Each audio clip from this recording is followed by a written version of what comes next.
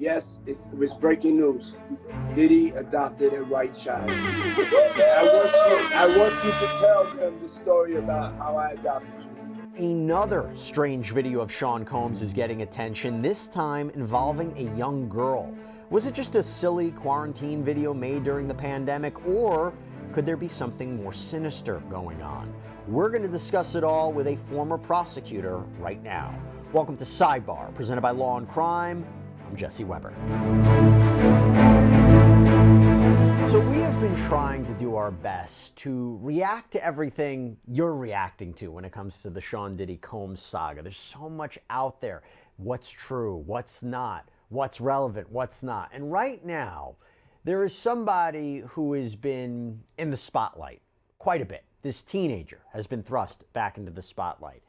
This comes after an old video of her and Sean Combs has recently gone viral again. And you may have heard of her, Ava Baron. She was part of a video and a live stream that was posted to the rapper's Instagram account back in 2020. And now that the 54-year-old is behind bars in New York on federal charges, concerned fans remembered this very odd interaction. So with that, and we're going to go over it, I want to talk about this more with former prosecutor Ava Sullivan, who is back with us here in studio on Sidebar. Since the last time I saw you, we got this plant. A lot has changed. Good to see you once again. Thanks for coming back. Lovely plant. Great plant. I don't know if it's real or not. I don't know. It's not really. I knocked it over. I don't think so. Okay, so first, can I start? Because the last time we had you on, I think we were talking about Jennifer Lopez. Generally speaking, before we even talk about Ava Baron, do you think it's fair that we're going back, or people are going back and looking at everything Sean Combs has ever said, every interview he's ever done, any kind of interaction he had with anybody that's been caught on camera? Is that fair? I mean, on one hand, for me, I look at it and I say, look what he's facing, look at these charges, what else could he be hit with? And maybe everything's relevant. But on the other hand, is it just too much speculation? What do you think? I think it's totally fair. There's a judge in an unrelated case, and one of the things he said is what you put to the public belongs to the public, and what you keep for yourself private belongs only to you. Whatever P. Diddy put out in the public world is all fair game. And what goes on the internet lives forever, right? Stays there forever. And with that, I want to talk about this. So to be very clear about something, I want to set the stage. Combs, who was once said to be worth nearly $1 billion, this is according to Forbes, he was already facing explosive allegations from multiple civil lawsuits when his homes were raided back in March. And based on the evidence that was collected, including surveillance footage and electronics, plus dozens of witness accounts, the Southern District of New York took the case to a grand jury, and that grand jury indicted Sean Combs on 3 federal counts: racketeering conspiracy, sex trafficking, and transportation to engage in prostitution. Basically, they're accusing Combs of using his power, his influence, his wealth, and even violence to force people around him to help facilitate freak-offs, these elaborate and lengthy sexual orgies that were often filmed. Talking about the Sean Combs allegations, these theories, kind of sends a shiver down your spine. So can I just take a minute to tell you guys about something else, something positive, something that I actually think you're going to really like: the ability to get cash back when you buy gas, groceries, and food. Sounds pretty unbelievable, right? Well, it's not. It's called Upside. It's our sponsor.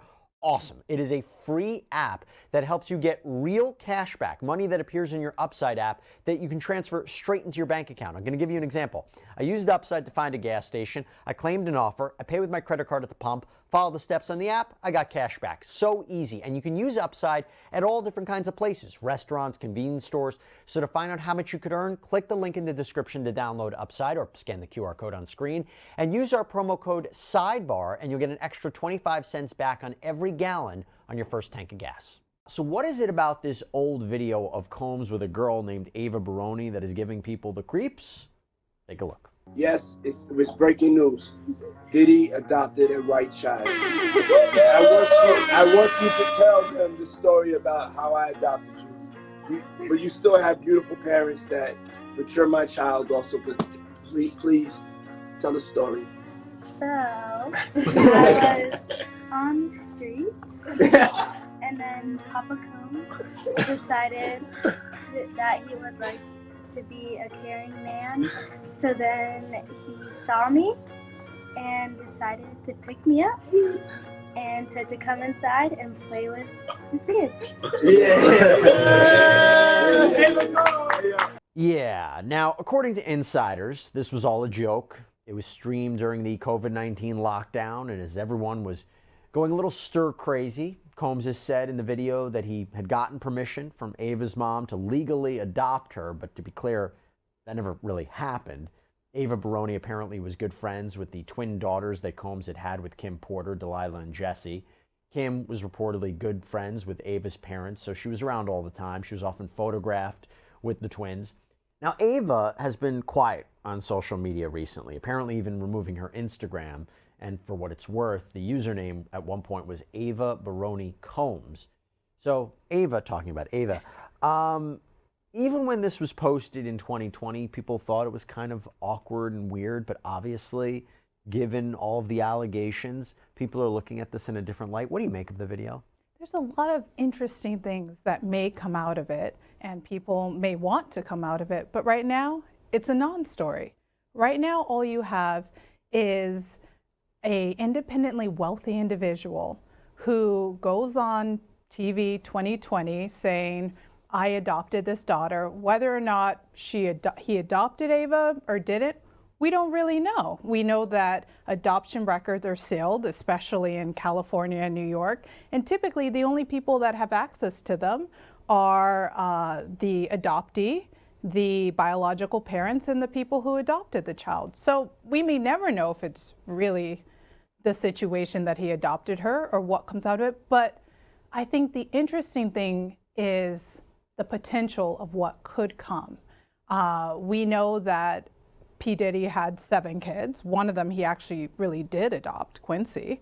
And there's a lot of questions about, did these kids attend the party? If Ava was his adopted daughter, whether real or not, was she treated like a child? And what are the implications with her being treated like P. Diddy's other kids? So you're saying she could potentially be a witness for the government if she observed any of this criminal conduct. That's something that we're thinking about. Yeah, she could, but right now we don't have any evidence to suggest that. Now, to be clear, no one has suggested, the government hasn't suggested, none of these civil lawsuits have suggested that she has any role in anything that he's accused of. But it is a fair question to ask. The fact that she deleted her social media, could that be that she maybe is getting so much unwanted attention now? Or could it be that she is speaking with prosecutors? We don't know. We know that. But it could be a possibility. It could be a possibility, sure. And I think as we wait and see how the case unfolds, if she is speaking with prosecutors, I'm sure that she's going to have a spotlight and we're going to hear a lot of information. But would it be common for someone who is speaking with the government, cooperating in case, to delete their social media, and for what purpose? You could delete your social media, yeah, but you know, everything's case by case. The prosecutors may tell her, like, don't post anything. Right. But to delete may just be she's trying to distance herself from everything. The larger question is, of course, the big elephant in the room, is in multiple lawsuits, and by the way, there was a Texas lawyer who has come out and says that he plans to file over 100 lawsuits on behalf of multiple alleged sexual assault victims of Sean Combs, 25 of which will say that they were abused by Combs when they were minors. One even says 9 years old. So when those allegations come out, and although he isn't criminally charged, maybe yet I should say, criminally charged with respect to minors, people look at this video of Ava Baron and him kissing her on the cheek and being around her and say, could she potentially be a victim? Now, this is purely allegations at this point, right? Because there's nothing to suggest that whatsoever. Again, he hasn't been criminally charged with respect to anything to do with minors, but that is part of the conversation. Could she, in fact, be a victim? What do you take away from that? She could, but right now, based off of the facts we have, it's a non-story with Ava. Yeah. Now, according to the New York Post, Ava's parents are keeping their distance from Combs, and you can see at the bottom of the video that Combs is pushing viewers to donate to his virtual dance-a-thon that Combs had created, the fundraiser to raise money for healthcare workers and other essential people who had to work during lockdown. On April 11th, by the way, of 2020, Combs actually joined with his ex Jennifer Lopez for the Instagram Live. They ended up raising almost $4 million for direct relief, with Ciroc Vodka kicking off the fundraiser with a $1 million donation. So you're kind of seeing there was other things put around it. So if you were representing Ava Baron right now, is there any, should she put out a statement if she's trying to live her life and she's getting this attention? What are her rights? I think she should stay silent. Yeah. She shouldn't put out a statement or anything, especially if she's working with prosecutors. We don't want a situation, again, like we spoke last time with J-Lo, it comes back to the same thing. You don't want cannon fodder for a cross-examination. So if I was her counsel, I'd say work with prosecutors, lay low, keep a low profile. And the thing about putting out a statement, that's really dicey, because the internet has a forever memory. It's always going to remember what you put out there. And I'm sure the prosecutors right now are combing the internet for anything that they can use to help build their case. Could that video be used at a trial, and for what purpose? I think that video doesn't show anything illegal that's taking place. But let's say there is a video that shows something illegal, or a photograph. Like, let's say, for example, P. Diddy's notorious parties. If you had a picture of a celebrity like Jay-Z at one of the parties, that could be used in the sense that it creates a treasure trove for prosecutors to get information. They could look at that photo and they could say, okay, we know illegal things were happening at these parties, so let's get a search warrant. And the way that it works in a recent unrelated case, you know, the government argued that they're able to get search warrants for an innocent third party to be able to search their property where they have probable cause that there's a crime. So what would that mean if, let's say, there's a photo of a celebrity at one of P. Diddy's parties where we know crimes were taking place? Well, they would get the search warrant and they'd say, you know what? I want to get into, let's say, Facebook. The photo was placed on Facebook. I want to get all their photos now and see what comes out of it. Now, the interesting thing about that is, let's say it's Jay-Z, they could get his photos, and they don't even necessarily need to tell him that they're getting it from Facebook. They just get it. That's a good point. That's a really good point. I guess one of the things that I've been thinking of as well is, let's say, for example, you had minor children who were around these illegal, coerced, drug-fueled freak-offs, but they weren't a part of it, but they were there. They were present. I could see that being a form of child endangerment. And the reason I say that is, when you look at the racketeering conspiracy charge that he faces, there are a number of underlying crimes that they're saying proves that he was the head of this criminal organization that was engaged in illegal activity. Bribery, arson, kidnapping. Now, he's not specifically charged with those crimes, and some of them are even state charges, right? But could you throw a child endangerment charge in there and say that's another example of this racketeering criminal enterprise? So if you have evidence of children being at these freak-offs, not participating, but could that support a child endangerment-like charge for the racketeering case? Does that make sense? Yes, absolutely. I think it could. You know, what are the elements of child endangerment? If you acted in a way that endangered the well-being of a child. Right. Having them at a party, let's say there's drugs everywhere, that could very well endanger, especially a 9-year-old. You don't want a 9-year-old doing cocaine.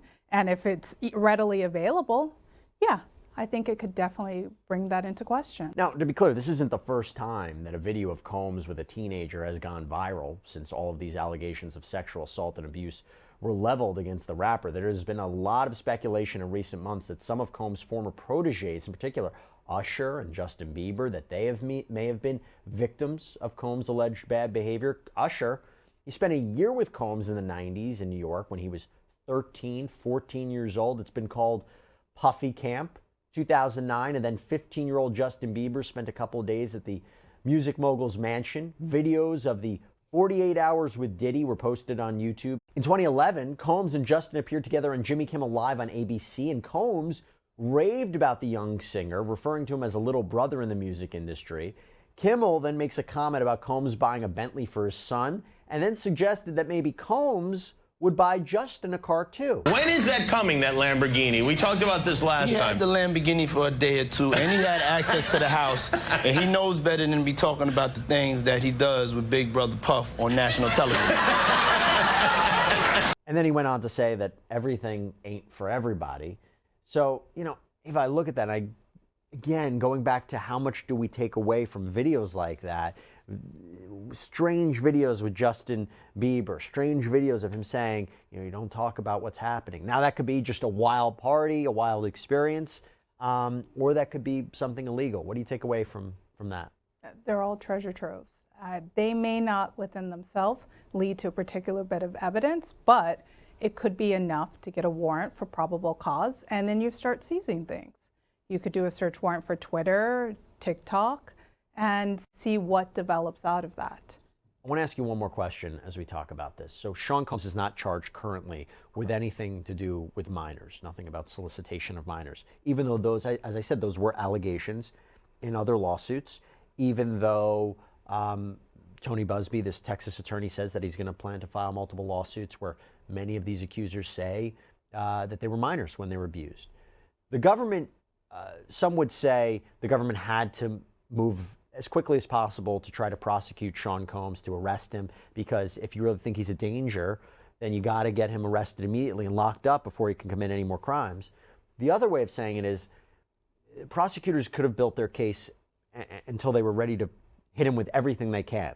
The question I have is, A, do you think, in light of everything I just said, there is going to be a superseding indictment where he could face charges with respect to minors?